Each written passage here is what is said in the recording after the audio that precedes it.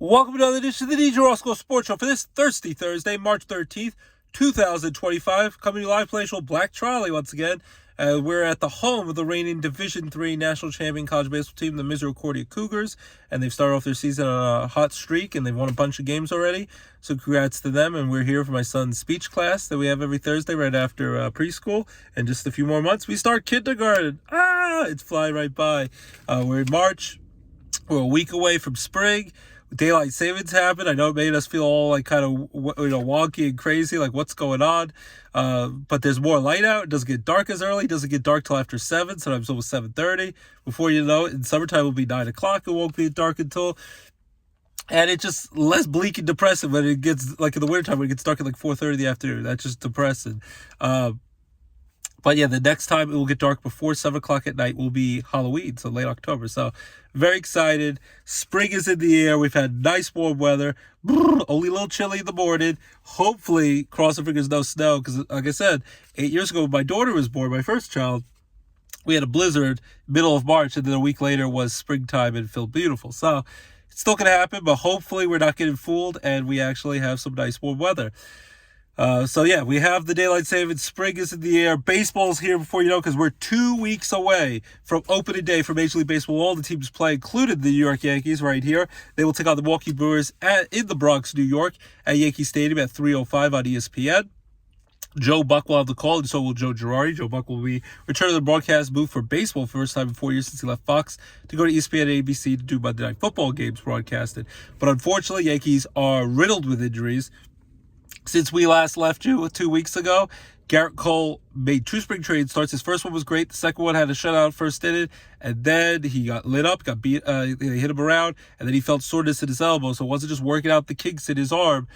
And he was throwing 96 miles an hour. He was throwing pretty hard. He had the elbow issues last year where he missed the first 3 months of the season, but now they can't just, baby him through it. Like Tanaka, they were able to just give him PRP shots, and they were able to hold off surgery. Never had to get Tommy John, even when he had the tear in his elbow, a slight tear his rookie year, Tanaka in 2014. Garrett Cole had his imaging, had his second opinion. He got his Tommy John surgery on Tuesday after they made the news on Monday night. And then by Tuesday morning, he had his Tommy John surgery. He'll be out for all of the 2025 season, which just stinks. It's a blow to the Yankees rotation, which we were hoping for Garrett Cole and Max Fried. Back-to-back, the big free agent signed. In the rotation, now Max Fried's probably the ace, along with Carlos Rodon. And then you have Clark Schmidt. Hopefully his back is okay. You have Marcus Stroman, who was like an extra piece they were going to probably trade away, or a bullpen piece who didn't want to go to the bullpen. Now he's going to have to be the start rotation. Will Warren's had a good spring trade. He'll have to be there right now. Carlos Carrasco is a possibility, a minor league contract, formerly of the Cleveland Guardians, the New York Mets. Cookie Carrasco's done pretty well. Maybe they trade for Sandy Alcantara. My brother keeps saying, go sign Trevor Bauer. No one seems to want to sign Trevor Bauer with all the controversies surrounding him, whether he's talented or not, which I'm sure he is. Just people don't want to deal with that kind of distraction. But Sandy Alcantara is out there. Maybe the Yankees can find a way to bring back Michael King to the rotation. But for now, they don't want to spend a ton of money with luxury tax implications, so they might have to just solve it from within. Hopefully Will Warren can step up. It would be great to see them get Michael King, who will be a free agent at the end of this season. He was a great Yankee, so it would be nice to see him come back to the Yankees. But it's just a kick right in the gut that Garrett Cole, you thought he was going to be there, and he pitched so well, and he got those hard luck decisions in the World Series where they blew the games for him with some shoddy defense.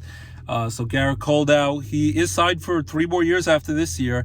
He's going to get a year older, but hey, Justin Verlander did it later in his career, had Tommy John surgery, came back, won a Cy Young Award and a World Series in 2022, and just the other day pitched pretty well for the San Francisco Giants, his new team, his 20th big league season in spring training through 5 innings, only 1-run ball. So it's a shot, it's a blow, but hopefully the Yankees will get him back, and he could hopefully be an extra pitching coach. That's what a lot of the Yankees said, that he's still going to want to be as active as possible and attack his rehab as quick as possible to get back. And funny thing was, CeCe Sabathia, the recent Hall of Famer of the Yankees, he joked that he had like the Batman suit saying, "I'm ready if you call me to come back." But I don't see that happen. Just like Ben Roethlisberger was joking with the Steelers that he had a helmet on, he's ready to come be the new quarterback of the Steelers. But we're also just 5 days away from the Tokyo series, Dodgers and Cubs with Shohei Ohtani, and the Dodgers versus the Cubs. That'll be exciting on Fox and FS1, 6 a.m. this Tuesday, March 18th, and Wednesday, March 19th. So that'll be exciting. The Tokyo series will kick off regular season ball, and then Just a few days later, on March 27th, 2 weeks from today, will be opening day for everyone. So, hallelujah, hallelujah. The warm weather and spring training and afternoon games are great, but I can't wait for the games to count for real, and we're almost here. March Madness, of course, is right around the corner. We have the conference basketball tournaments throughout the week.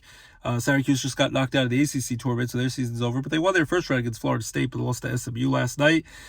They were going to retain their coach for the third season, even though, he might be on the hot seat because they're struggling. But March Madness, the brackets are just 3 days away, a hat trick days away. So, hallelujah. And we will next sports show break down my official March Madness bracket, and I will give you my picks for who's going to win each game in each region, who's going to win the get out of each region to go to the Final Four and win the national championship. So March Madness bracket is just 3 days away. That'll be the great selection Sunday. We'd love that. And then a week from Tuesday usually is like the playing games, and then a week from today will be from 12 noon to 12 midnight, Thursday and Friday. But a week from today it really kicks off, where all the March Madness first round games kick off in a frenzy. So we're very excited about that. College basketball will be here for you know it, because today is kind of a weird somber day if you think about it, because 5 years ago today all the sports were shut down because of the COVID pandemic, the virus spreading, and now 5 years later it's hard to believe. It's almost like a fever dream that it was already 5 years ago, because it still seems so fresh, but it also seems so far away at the same time. Hopefully we never have to go something that crazy and dangerous again. But it included Final Four March Madness, which totally shut down right before the tournament started. So March Madness is here, and we're excited for it. So we're going to break down the brackets next week on the show. As I said, baseball's back.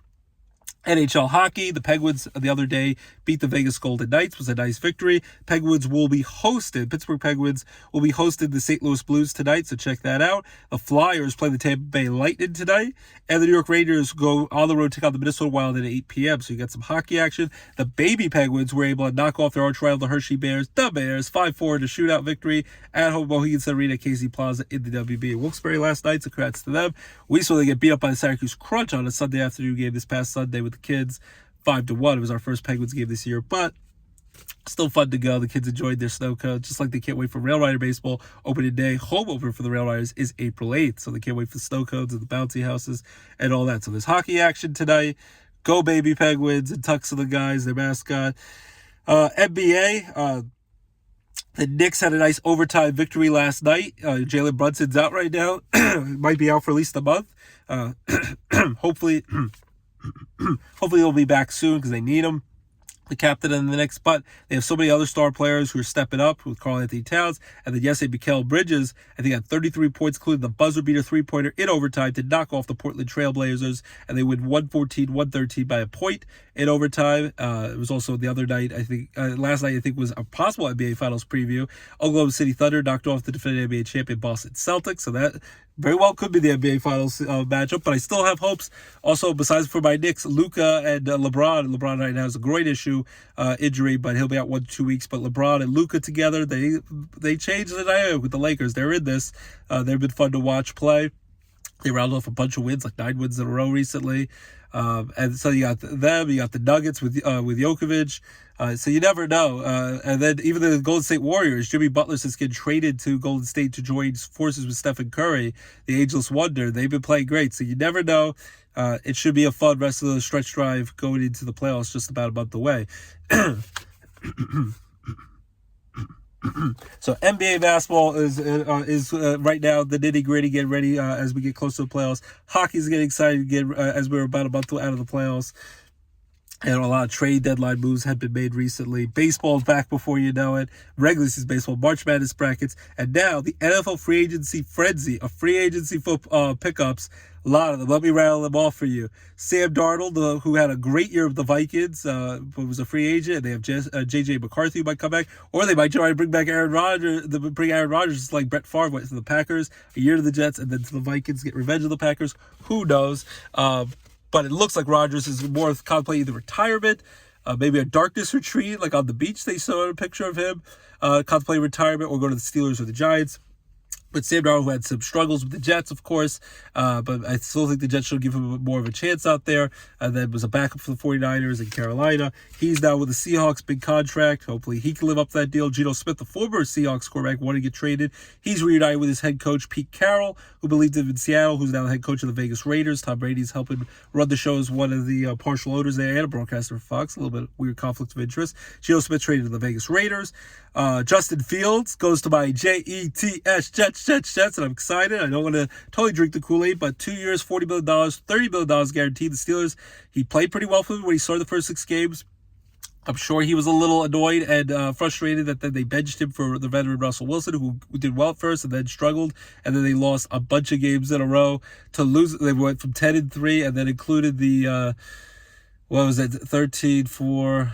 I'm trying to do the math here. They went from 10-3 and then included the playoff game. They lost 5 in a row. So the Steelers really had struggles down the stretch drive, and they didn't believe in Justin Fields to be quarterback. Allegedly, the Steelers wanted him back, but he goes to my Jets. Hopefully, he can make things work with their new coach, Aaron Glenn, and the other offensive weapons, running and throwing the ball. So I'm hoping Justin Fields is the man for the Jets, at least for the time being. Then Mason Rudolph, just about an hour ago, signed a 2-year contract for $8 million to return to the Steelers after going to the Titans last year. So I don't know if that's as a starter or to be a back quarterback, because the Steelers had no quarterbacks on the roster. Even if they get Aaron Rodgers or bring Russell Wilson back, I don't think he can be your only quarterback out there, but at least he knows the Steelers system. So Mason Rudolph returns to the Steelers, and we'll see maybe if he becomes their quarterback again of the future or of the present. Joey Bosa, after the Chargers got rid of him, he big-time 5-time Pro Bowl defensive end, goes to the Bills for a 1-year, $12-point-something million contract. So he's a good pass rusher. After the Bills, they cut Von Miller as a terrific future Pro Bowler pass rusher, but they don't know where Von Miller will end up or if they bring him back on a smaller deal. The Eagles, the defending Super Bowl champion Eagles, in order to pay Saquon Barkley and show him the money, give him a nice contract extension, now the highest paid running back in football, over $20 million a year, a 2-year contract extension with his other 2 years that were left on his deal. They make room for that. They've had to lose some star players, though, the Eagles. They lost Gardner Johnson on defense and also Darius Slay, big play Slay. Gardner Johnson went to the Texans in a trade. Darius Slay, after the Eagles got rid of him, he goes to the Steelers for a 1-year, $10 million contract. So a nice secondary member for the Steelers' solid defense. A.J. Dillon for the Packers goes to the Eagles, a nice backup running back option, the 2-end running attack along with Saquon Barkley. DeAndre Hopkins, the possible future Hall of Fame wide receiver, was on the Chiefs last year, Texans for a lot of years, Titans. He goes to join the Baltimore Ravens, to join Derrick Henry and rejoin Derrick Henry. He used to be his teammate on the Titans, and of course with Lamar Jackson, their star quarterback.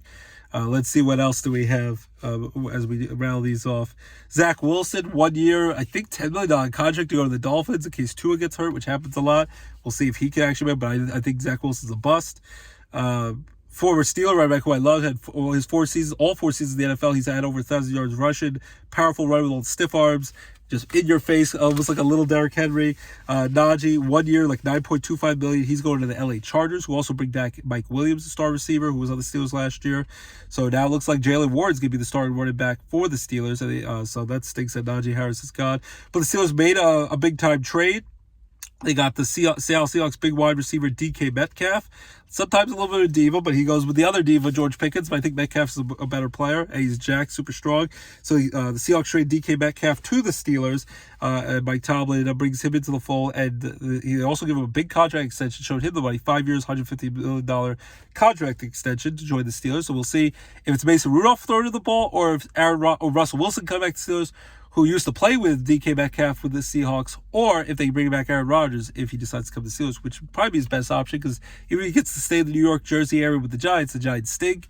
Even with a star young wide receiver like Malik Neighbors, he can't bring Devontae Adams to the fold, because Devontae Adams just signed a 2-year deal with the LA Rams. His favorite pass target for Aaron Rodgers throw to, but Aaron Rodgers would have some weapons in DK Metcalf and George Pickens, Freiermuth at tight end, and if somehow, by perfect world, they'd get Tyler Warren, either the Jets or Steelers, and if they got with the Steelers, a big Penn State tight head, pass catch and attack, Tyler Warren and Pat Freiermuth in the draft. That's only about a month away from Penn State, so that'd be interesting. So it'd just be a better option. They're always in the playoff hunt. Mike Tomlin's never had a losing season, knock on wood, in like 18 years, and he'd have a chance to possibly win another championship or at least go to the playoffs before his career's over. The rumor is that he wants to at least play 2 more years before it's all said and done and prove everyone wrong after his struggles with the Jets and injuries and all that.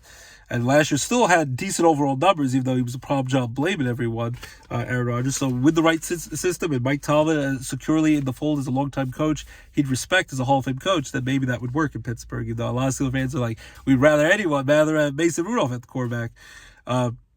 At least you're not the Colts, because Anthony Richardson, their young star quarterback when they got in the draft a couple years ago, he's going to battle with another star quarterback, former star quarterback of the Giants.